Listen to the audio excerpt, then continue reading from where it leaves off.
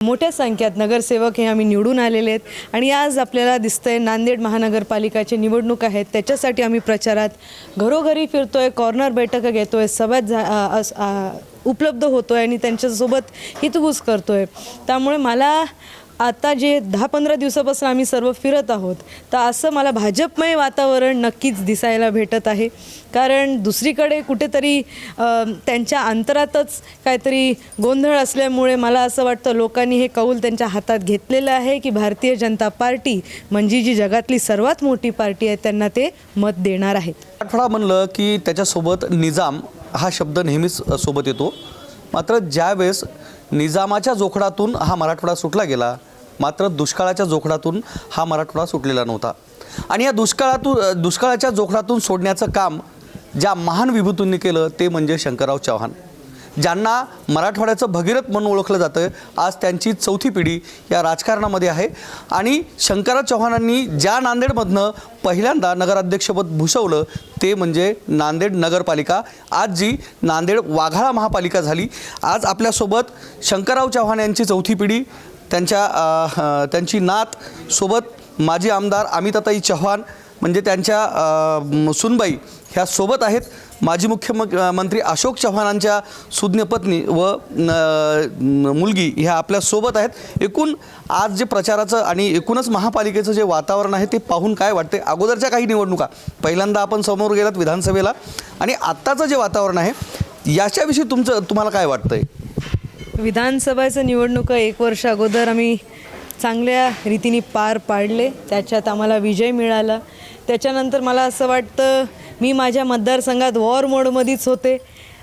माझ्या मतदारसंघात बरेच गोष्टी आम्ही अचीव केल्या असं म्हणू शकतो।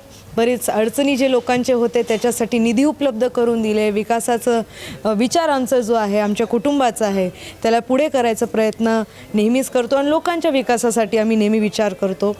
तसंच आपल्याला माहिती आहे आमच्याकडची माझ्या मतदारसंघाची पण भोकर आणि मुदखेड नगरपालिका आम्ही त्यातसुद्धा विजयी झालो। त्यातसुद्धा भारतीय जनता पार्टीचे नगराध्यक्ष दोन्ही ठिकाणी आणि मोठ्या संख्येत नगरसेवक हे आम्ही निवडून आलेले आहेत आणि आज आपल्याला दिसतंय नांदेड महानगरपालिकाची निवडणूक आहेत, त्याच्यासाठी आम्ही प्रचारात घरोघरी फिरतोय, कॉर्नर बैठका घेतोय, उपलब्ध होतोय आणि त्यांच्यासोबत हितगुज करतोय।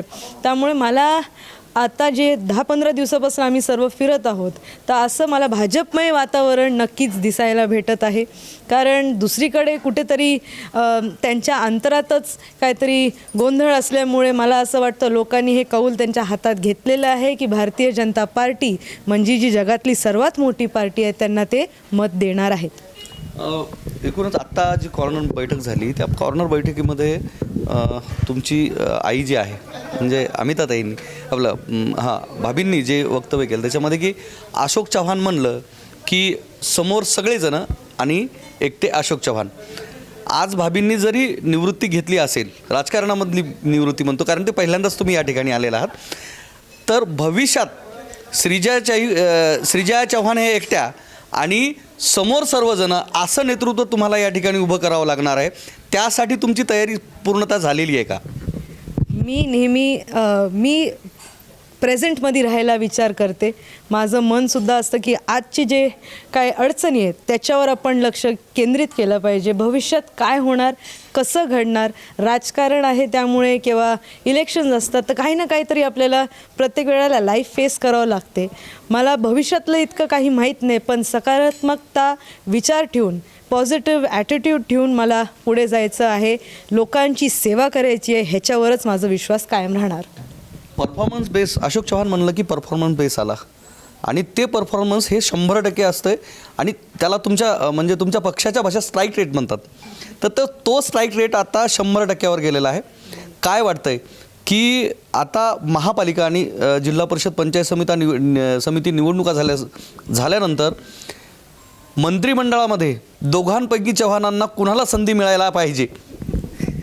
माझं तेच पहिले परत एकदा म्हणते मी हे विश्वास ठेवते की मी प्रेझेंटमध्ये राहील, फ्युचर नक्कीच मला विश्वास आहे चांगलं असणार आहे आणि तेच मनात ठेवून पॉझिटिव्ह मनात ठेवून विचार मला असं वाटतं साहेबांना मंत्रिपद मिळावं ही मला असं वाटतं नांदेड जिल्ह्याच्या मनात नक्कीच आहे. आपलं भविष्य कधी ना कधीतरी घडेल, पण साहेबांना मंत्रिपद मिळावं ह्याच्यासाठी आम्हीसुद्धा दिवस रात्र एक करतो.